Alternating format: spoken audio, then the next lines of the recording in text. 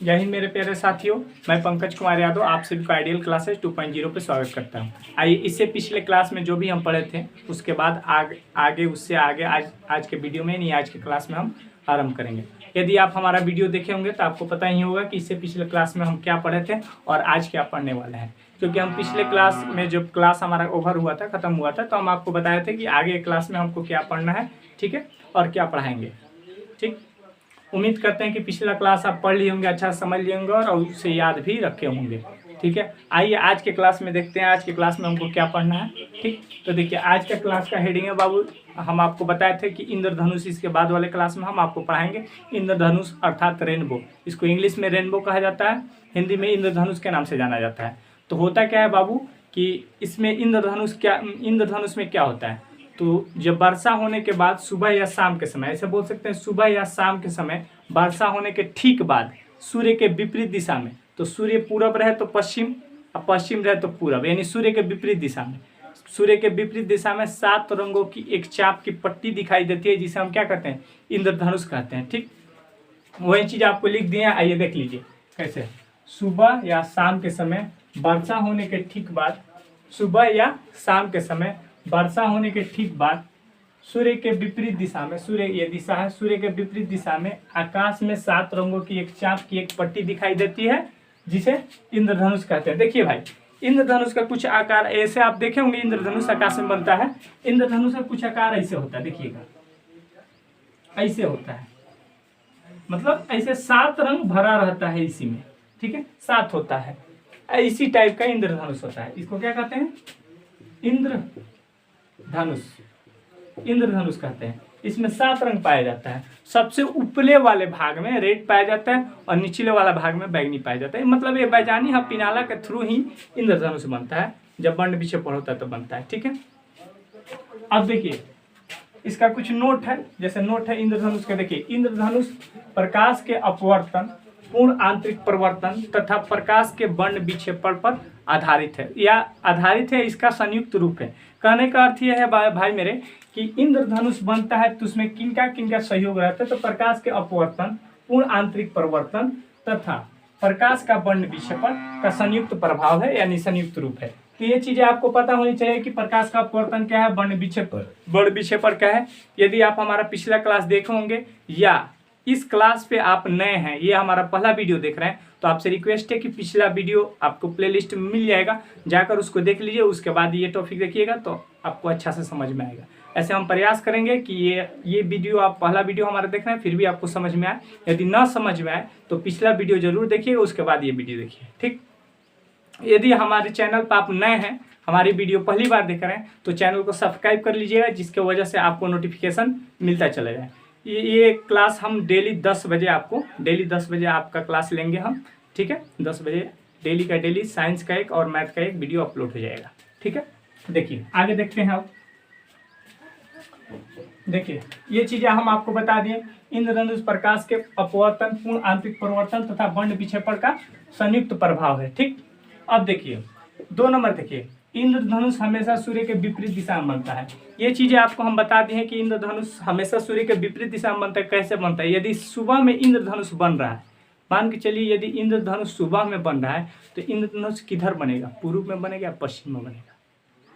तो थोड़ी सी यहाँ कॉमन सेंस लगाने वाली बात है। हम आपको क्वेश्चन में देखिए इसमें लिखवा दें, सुबह या शाम के समय वर्षा होने के ठीक बाद सूर्य के विपरीत दिशा में। तो ये आपको पता होना चाहिए कि सूर्य पूरब से निकलता है, तो यदि सुबह में इंद्रधनुष बनेगा तो पश्चिम में बनेगा ना। जाहिर सी बात है कि सूर्य जब पूरब से निकलेगा तो उसके विपरीत दिशा कौन होगा, जैसे ऊपर का नीचे होता है, पूर्व का पश्चिम होता है, उत्तर का दक्षिण होता है, मतलब उत्तर का दक्षिण होता है, पूर्व का पश्चिम होता है। तो वो आपको पता होना चाहिए। यदि क्वेश्चन ऐसे कर दे कि यदि सुबह के समय इंद्रधनुष का निर्माण हो रहा है तो किस दिशा में निर्माण होगा, तो आप बता सकते हैं पश्चिम दिशा में। यदि शाम के समय इंद्रधनुष का निर्माण हो रहा है तो किस दिशा में निर्माण होगा, तो सूरज के विपरीत दिशा में। तो आपको पता है सूरज किस दिशा में डूबता है, ये चीज़ें तो आपको जानकारी होनी चाहिए। अमूमन सभी को पता होना चाहिए कि सूरज पश्चिम दिशा में डूबता है और उगता है पूर्व दिशा से, तो उसका विपरीत मतलब होता है उल्टा। विपरीत मतलब यानी पूर्व का उल्टा पश्चिम और पश्चिम का उल्टा पूर्व। तो जब पश्चिम में डूबता है मतलब सूर्य डूबता है शाम के समय, तो शाम के समय जब पश्चिम में डूबेगा तो इंद्रधनुष किधर बनेगा? उसके अपोजिट डायरेक्शन में। अपोजिट डायरेक्शन इसका क्या है? पूरब में। ठीक है, ये चीज़ें आपको लगभग क्लियर हो गई होगी कि बाबू किस समय इंद्रधनुष बनेगा तो किस दिशा में बनेगा। ठीक, और वर्षा होने के ठीक बाद ही बनेगा। ठीक, इसका कोई लिमिट नहीं है कि शाम में बनेगा या सुबह में बनेगा। ठीक, कभी भी बन सकता है। चलिए आगे देखते हैं। और एक सूरज के विपरीत दिशा में है, नोट में आपको लिखवा दिए। ये चीजें याद रखिएगा बाबू। संयुक्त रूप है किसका? किसका? इंद्रधनुष प्रकाश के अपवर्तन, पूर्ण आंतरिक परिवर्तन तथा वर्ण विक्षेपण का संयुक्त रूप है। ठीक है, इंद्रधनुष में कितने कलर पाए जाते हैं? 7 कलर पाए जाते हैं। पहला कलर ऊपर वाला रेड होता है, उसके बाद धीरे धीरे बैजानी हपिनाला के थ्रू नीचे बैगनी होता है। ठीक, आप इंद्रधनुष यूट्यूब वगैरह पर सर्च मार कर, यूट्यूब पे नहीं जैसे गूगल पे सर्च मार लीजिएगा तो कुछ इसी प्रकार आपको दिखाई देगा, कुछ ऐसे दिखाई देगा। ये रेड कलर का होता है, उसके बाद एक और नीचे होता है, फिर एक और, मतलब 7 कलर इसमें होते हैं। ठीक है, चलिए ये चीजें आपको क्लियर हो गई होगी उम्मीद करते हैं। ठीक, इंद्रधनुष के बारे में आप जान लिए। अब देखिए, अब इंद्रधनुष का थोड़ा सा प्रकार के बारे में हम चर्चा करें, यानी प्रकार के बारे में हम जाने थोड़ा सा। इंद्रधनुष का प्रकार कितने होते हैं? तो देखिए, कभी कभी सूर्य के विपरीत दिशा में जब इंद्रधनुष का निर्माण होगा तो कभी कभी तो एक ही इंद्रधनुष दिखने को मिलता है, लेकिन कभी कभी रेयर केस में कभी कभी हमें 2 इंद्रधनुष देखने को मिल जाते हैं। ठीक है, तो 2 इंद्रधनुष मिल जाते हैं तो उसको हम क्या कहेंगे, उसका नाम क्या देंगे, उसमें और इसमें क्या अंतर होता है, ये सारी चीजें हम आपको बताएंगे। ठीक, तो देखिए कभी कभी 2 इंद्रधनुष जब हमको देखने को मिल जाते हैं तो हम पहला वाले को, सॉरी थोड़ा सा कैमरा प्रॉब्लम है, चलिए कोई दिक्कत नहीं। देखिए ठीक है, पहला वाले को, जो पहला इंद्रधनुष है, पहला वाले को प्राइमरी बोलेंगे, प्राइमरी। ठीक है, और दूसरा वाले को सेकेंडरी बोलेंगे, सेकेंडरी। ठीक है, मतलब जो जब 2 इंद्रधनुष हमको देखने को मिलेंगे तो प्राइमरी इंद्रधनुष पहला वाले को बोलेंगे, दूसरा वाले को सेकेंडरी इंद्रधनुष बोलेंगे। ठीक, प्राइमरी इंद्रधनुष सेकेंडरी इंद्रधनुष का अपेक्षा, यानी पहला इंद्रधनुष दूसरा इंद्रधनुष के अपेक्षा ज्यादा चमकीला होता है। ठीक, मतलब पहला इंद्रधनुष ज्यादा चमकीला होता है, दूसरा इंद्रधनुष कम चमकीला होता है। ठीक, और भी इसमें सारे अंतर हैं, हम आपको बताएंगे इसमें क्या क्या अंतर होते हैं, प्राइमरी और सेकेंडरी इंद्रधनुष में क्या क्या अंतर होते हैं। ठीक, और देखिए इसको मिटा दें, अब थोड़ा सा अंतर को देख लेते हैं, इंद्रधनुष में क्या क्या अंतर होता है प्राइमरी और सेकेंडरी। ऐसे ये पूछा नहीं जाएगा, लगभग कभी कभी पूछ देता है रेयर केस में कि प्राइमरी और सेकेंडरी इंद्रधनुष में क्या अंतर है। ऐसे इतना ही टाइप पूछता है कि प्राइमरी इंद्रधनुष कितने प्रकार का होता है, तो आप बता सकते हैं इंद्रधनुष 2 प्रकार का होता है। प्राइमरी इंद्रधनुष कभी कभी हमें 2 इंद्रधनुष देखने को मिलता है, जिसको फर्स्ट वाले को प्राइमरी इंद्रधनुष और सेकंड वाले को सेकेंडरी इंद्रधनुष के नाम से जानते हैं। ठीक, आइए थोड़ा सा अंतर देख लेते हैं, प्राइमरी इंद्रधनुष और सेकेंडरी इंद्रधनुष में क्या क्या अंतर है। ठीक है, चलिए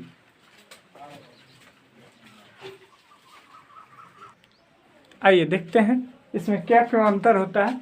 ठीक है, ये प्राइमरी और सेकेंडरी, देखिए प्राइमरी को प्रथम लिख सकते हैं, सेकेंडरी को द्वितीय लिख सकते हैं। ठीक है, अपने हिसाब से आप लिख लीजिएगा, प्राइमरी को प्रथम, द्वितीय, सेकेंडरी को द्वितीय लिख सकते हैं। ठीक है, देखिए आपको हम बताए हैं कि क्या क्या इसमें अंतर होता है, ये सारी चीजें हम आपको बताएंगे अभी।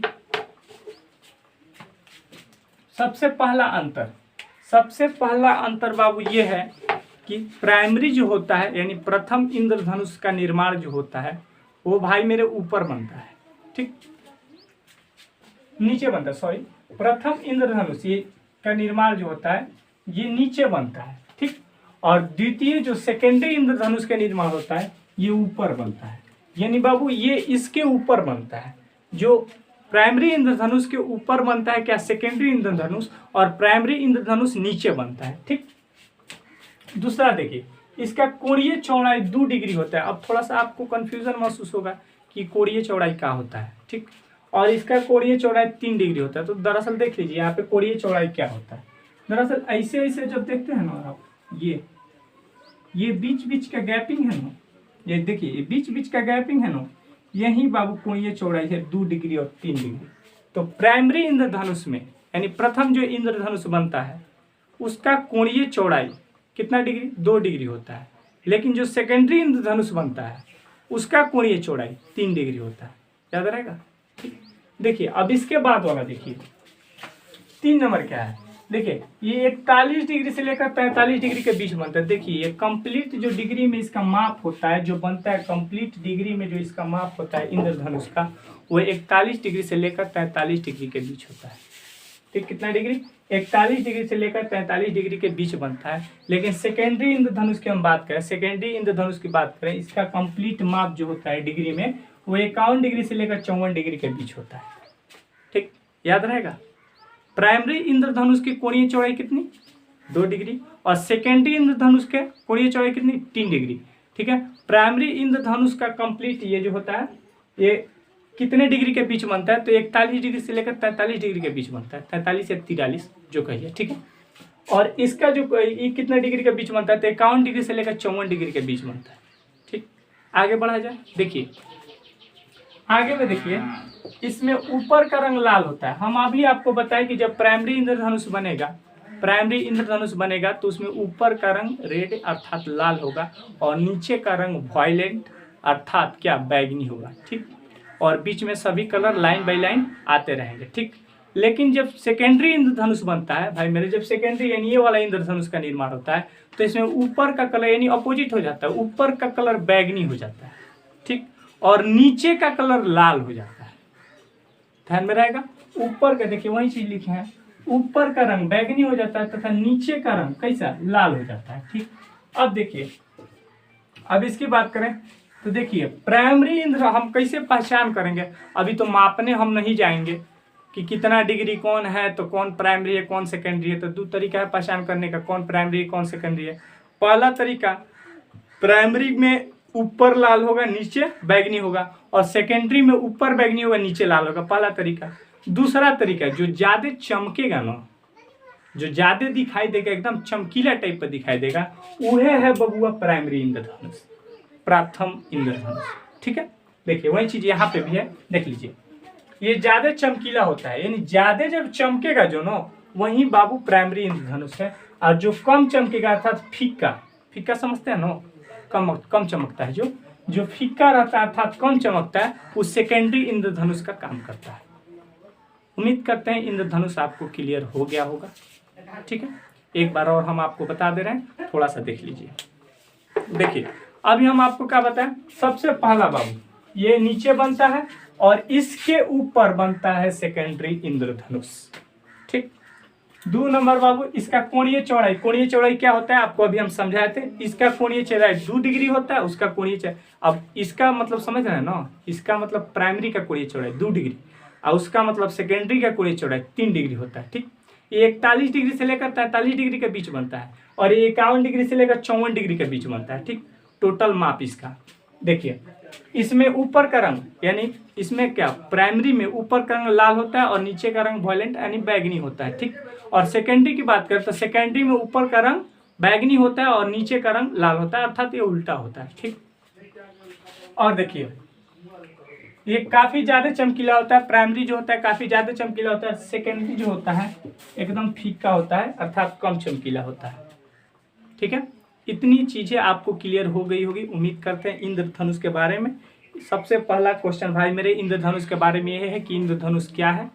तो सुबह या शाम के समय वर्षा होने के ठीक बाद सूर्य के विपरीत दिशा में 7 रंगों की एक पट्टी दिखाई देती है यानी चाप दिखाई देती है, जिसे हम इंद्रधनुष के नाम से जानते हैं। इंद्रधनुष जब भी बनता है तो सूर्य के विपरीत दिशा में बनता है, यानी सुबह में बनेगा। सुबह में इंद्रधनुष का यदि निर्माण हुआ तो पश्चिम दिशा में निर्माण होगा, अगर शाम में इंद्रधनुष का निर्माण हुआ तो पूर्व दिशा में अर्थात सूर्य के विपरीत दिशा में बनता है। ठीक, इंद्रधनुष कितने प्रकार के होते हैं? तो इंद्रधनुष का 2 टाइप होता है, एक प्राइमरी होता है प्रथम इंद्रधनुष, एक सेकेंडरी होता है द्वितीय इंद्रधनुष। ठीक है, प्राइमरी इंद्रधनुष की बात करें तो प्राइमरी इंद्रधनुष नीचे बनता है और सेकेंडरी इंद्रधनुष ऊपर बनता है। 2 नंबर बात करें तो प्राइमरी इंद्रधनुष के कोणीय चौड़ाई 2 डिग्री होती है, जबकि सेकेंडरी इंद्रधनुष के कोणीय चौड़ाई 3 डिग्री होती है। ठीक, प्राइमरी इंद्रधनुष का कोणीय माप कितना होता है? 41 डिग्री से लेकर 43 डिग्री के बीच बनता है, जबकि सेकेंडरी इंद्रधनुष का कोणीय माप 51 डिग्री से लेकर 54 डिग्री के बीच होता है। प्राइमरी इंद्रधनुष में ऊपर का रंग लाल होता है तथा नीचे का रंग बैगनी होता है, जबकि सेकेंडरी इंद्रधनुष में ऊपर का रंग बैगनी होता है तथा नीचे का रंग लाल होता है। प्राइमरी इंद्रधनुष काफी ज्यादा चमकीला होता है, जबकि इसके अपेक्षा सेकेंडरी इंद्रधनुष आपका फीका होता है अर्थात कम चमकीला होता है। ठीक है, इतनी बातें आपको ध्यान में होगी या याद हो गई होगी, उम्मीद करते हैं। आइए इससे आगे अब देखते हैं इसका अगला टॉपिक क्या है। ठीक, इंद्रधनुष के बारे में लगभग आप जान लें, इतनी जानकारी आपके लिए पर्याप्त है। ठीक है, नोट कर लिए होंगे उम्मीद करते हैं, थोड़ा सा मिटा दिए जो थोड़ा कम नोट किए हैं। ऐसे हम जो बोल रहे हैं उसको बाबू पुश करके आप लिख भी सकते हैं, नोट नहीं भी किए होंगे तो थोड़ा सा बचा है। यदि नोट करना चाहते हैं, स्क्रीनशॉट लेना चाहते हैं तो ले लीजिए। हम थोड़ा सा साइड हो जा रहे हैं। हाँ, आइए देखते हैं। आइए देखिए, आपको हम बताए थे कि तारे क्यों टिमटिमाते हैं, ये आपको हम बताएंगे। ठीक है, तो देखिए तारे का टिमटिमाना जैसे ऑब्जेक्टिव टाइप में दे देता है ना कि तारे क्यों टिमटिमाते हैं, और ऑप्शन दे देता है, तो उस टाइप का यदि क्वेश्चन दे ऐसे मिलेगा आपको। अगर सेट वगैरह कीजिएगा ना, सेट वगैरह प्रीवियस ईयर देखिएगा तो ऑब्जेक्टिव टाइप में क्वेश्चन मिलता है कि तारे क्यों टिमटिमाते हैं। ठीक है, सब्जेक्टिव भी देता है लेकिन ऑब्जेक्टिव में बार बार पूछता है। तो देखिए सीधे हम कहेंगे तारे का टिमटिमाने प्रकाश के वायुमंडलीय अपवर्तन के कारण। देखिए एक लाइन में यदि देखिए कभी कभी क्या करता है कि एक नंबर में क्वेश्चन को डाल देगा, तो एक नंबर में जब इस क्वेश्चन को पूछेगा तो हम इतना नहीं लिखेंगे। ठीक है, जब भी एक नंबर में यानी ऑब्जेक्टिव टाइप के इस क्वेश्चन को पूछेगा 1-2 नंबर में तो हम इतना नहीं लिखेंगे। ऐसे ऑब्जेक्टिव में आपको दे देगा तो ऑब्जेक्टिव में देगा कि तारे क्यों टिमटिमाते हैं, तो स्पष्ट रूप से कहिएगा सीधे वायुमंडलीय अपवर्तनांक के कारण, वायुमंडलीय अपवर्तन के कारण। ठीक, क्या मारिएगा टिक, वायुमंडलीय अपवर्तन के कारण तारे क्यों टिमटिमाते हैं, वायुमंडलीय अपवर्तन के कारण। ठीक, आपका आंसर हो जाएगा। यदि 2 नंबर में भी दे तो थोड़ा सा लिख दीजिए यहाँ से यहाँ तक, तो तारे का टिमटिमाना हो जाएगा। हाँ, यदि 5 नंबर में दे दे व्याख्या कीजिए तारे क्यों टिमटिमाते हैं, तो भाई मेरे आपको इतना लिखना अनिवार्य है। ठीक, आइए देखते हैं क्या क्या लिखना है। तारे क्यों बाबू क्वेश्चन थोड़ा सा दिखाई नहीं दे रहा साफ, तो लिख लीजिएगा तारे क्यों टिमटिमाते हैं, तारे क्यों टिमटिमाते हैं। क्वेश्चन आपका ये है, थोड़ा सा मार्कअप इशू है। देखिए तो रात में तारे टिमटिमाते नजर आते हैं क्योंकि, रात में तारे टिमटिमाते नजर आते हैं क्योंकि वायुमंडलीय अपवर्तन के कारण तारे से निकलने वाला प्रकाश। देखिए वायुमंडलीय अपवर्तन के कारण यानी मुख्य कारण क्या है, तारे का टिमटिमाने का मुख्य कारण है वायुमंडलीय अपवर्तन। ठीक है, वायुमंडलीय अपवर्तन तारे से निकलने वाला प्रकाश क्रमिक रूप से बढ़ता घटता रहता है। यानी जो प्रकाश तारे से निकलता है क्रमिक रूप से बढ़ता है और घटता है। अब ये क्यों घटता है क्यों बढ़ता है, ये बाबू वायुमंडलीय अपवर्तन के कारण।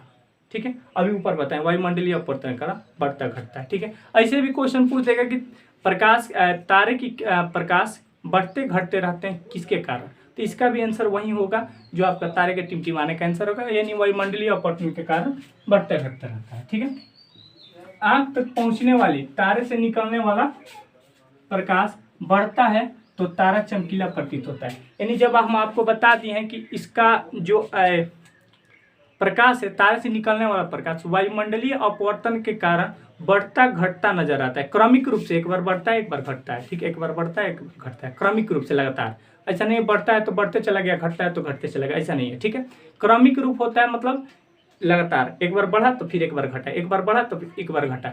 ये किन के कारण होता है, वायुमंडलीय अपवर्तनांक के कारण। ठीक है, वायुमंडलीय अपवर्तनांक के कारण तारे टिमटिमाते हैं। तो देखिए जब तारे का प्रकाश बढ़ेगा, ठीक, तो हमें तारा चमकीला मालूम पड़ेगा यानी चमकीला प्रतीत होगा। और जब तारे का प्रकाश घटेगा तो हमें धुंधला मालूम पड़ेगा।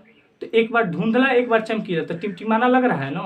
तो देखिए वही चीज आपको यहाँ पे लिखवा दी हम, प्रकाश बढ़ता है तो तारा चमकीला प्रतीत होता है, लेकिन जब वही तारे का प्रकाश घटता है तो धुंधला दिखाई देता है। ठीक, वही चीज बताए हैं अभी जो आपको लिखवा है, तारे घटता है तो धुंधला दिखाई देता है। ठीक, इस तरह बार बार तारे का चमकीला या धुंधला दिखाई देना ही तारे का टिमटिमाना कहलाता है। अब कोई चीज अभी वही मान के चलिए तारे की ही बात करें तो तुरंत उसका प्रकाश बढ़ा, क्रमिक रूप से बढ़ा तो फिर घटेगा, ठीक, फिर घटा तो फिर बढ़ेगा। ठीक, तो क्रमिक रूप से ऐसे होगा, हम उसको देखेंगे तो ये प्रकाश की किरण जब बढ़ेगा तो अधिक चमकीला मालूम होगा और जब घटेगा तो धुंधला मालूम होगा। तो इस प्रक्रिया ये प्रक्रिया बार बार होगी तो ये टिमटिमाना, इस प्रक्रिया को हम टिमटिमाना कहते हैं। ठीक है, तो यही बाबू आपका आंसर हो जाएगा, तारे क्यों टिमटिमाते हैं। ठीक है, नोट कर लीजिए, स्क्रीनशॉट ले लीजिए। ठीक है, चलिए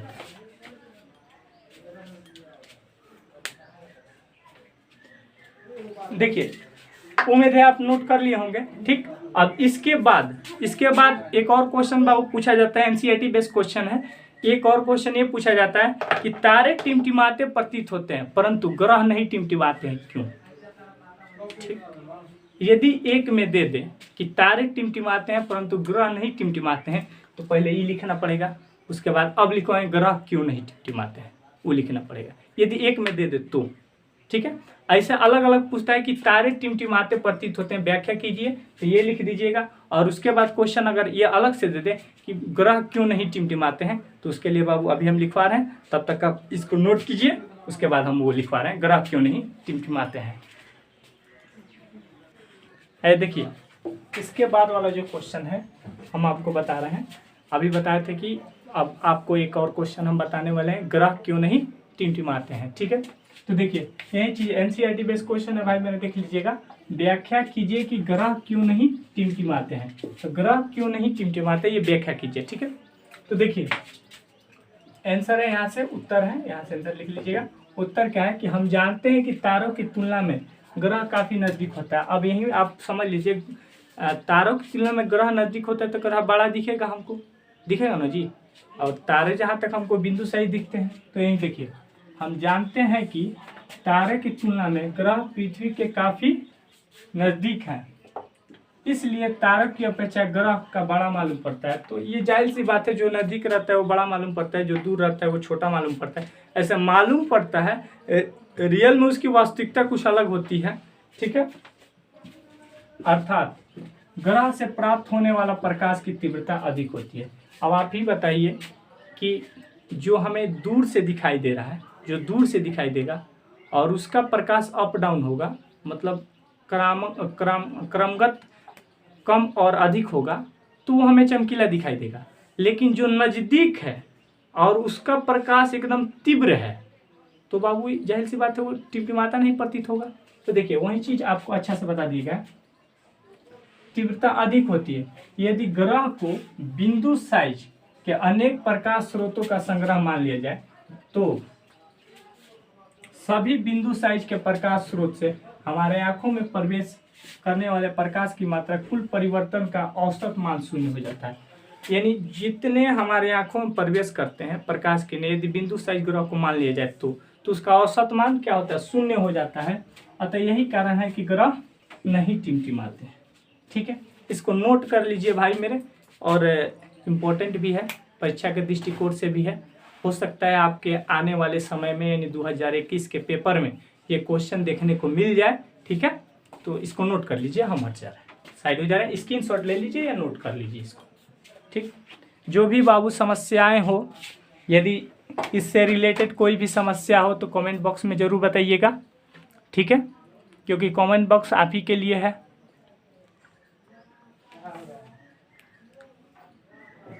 देखिए एक छोटा सा डिफिनीशन है भाई मेरे, टिंडल प्रभाव क्या है।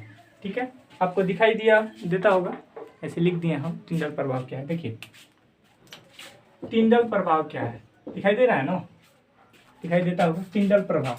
देखिए कोलाइडली कणों द्वारा प्रकाश के प्रकीर्णन, कोलाइडली कणों द्वारा प्रकाश का प्रकीर्णन की परिघटना को प्रदर्शित करने वाला प्रभाव को टिंडल प्रभाव कहते हैं। इसे टिंडल इफेक्ट भी कहते हैं।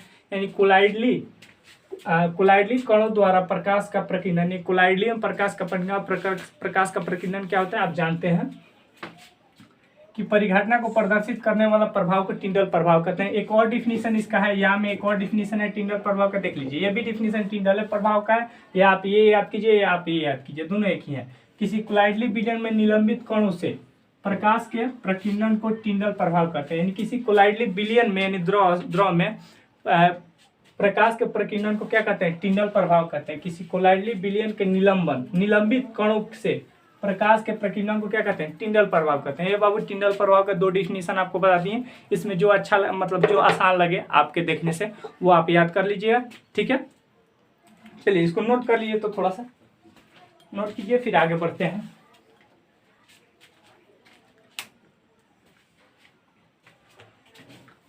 देखिए उम्मीद है ये नोट कर लिए होंगे। ठीक, नोट कर ही लिए होंगे।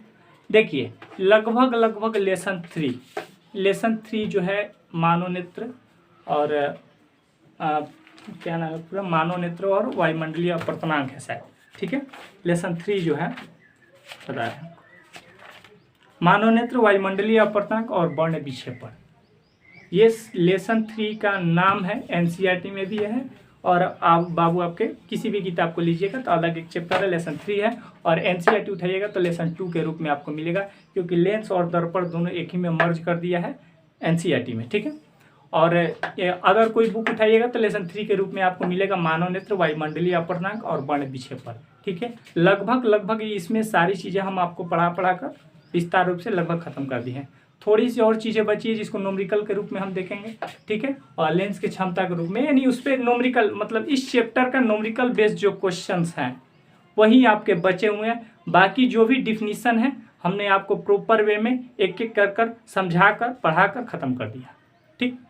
और आप इसको रिवीजन करते रहिएगा ताकि भूलिए नहीं। जिस दिन रिवीजन छोड़ दीजिएगा आप भूल जाइएगा। कहा जाता है ना, लुढ़कते हुए पत्थर पे कभी काई नहीं लगता है, लेकिन ठहरा हुआ पानी खराब हो जाता है, ठीक है। तो ठहरिए मत, इसको रिवीजन करते रहिए, पढ़ते रहिए, और पढ़ते रहिएगा तो याद रहेगा और ध्यान में रहेगा, एग्जाम तक याद रहेगा। 2-3 बार बढ़िया से पढ़ दीजिए, एक बार हफ्ता में एक बार रिवीजन का समय निकाल लीजिए, इसको रिपीट करते रहिएगा तो नहीं भूलिएगा, ठीक है। ऐसे एक बार आप पढ़ कर छोड़ दीजिएगा तो देखिए इंसान की प्रवृत्ति है भूलना। कोई भी इंसान ऐसा नहीं है जो एक बार किसी चीज़ को पढ़ लेते जिंदगी भर याद रखे, ऐसा नहीं होता है। बहुत लोग ऐसा बोलते हैं लेकिन रियल में कुछ ऐसा नहीं होता है, सिर्फ बहकावे में बोला जाता है।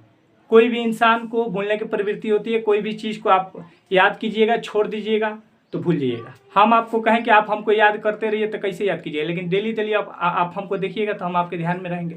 इसी प्रकार डेली उसको देखते रहिएगा, कम से कम हफ्ता में एक बार देखते रहिएगा, रिपीट करते रहिएगा तो याद रहेगा।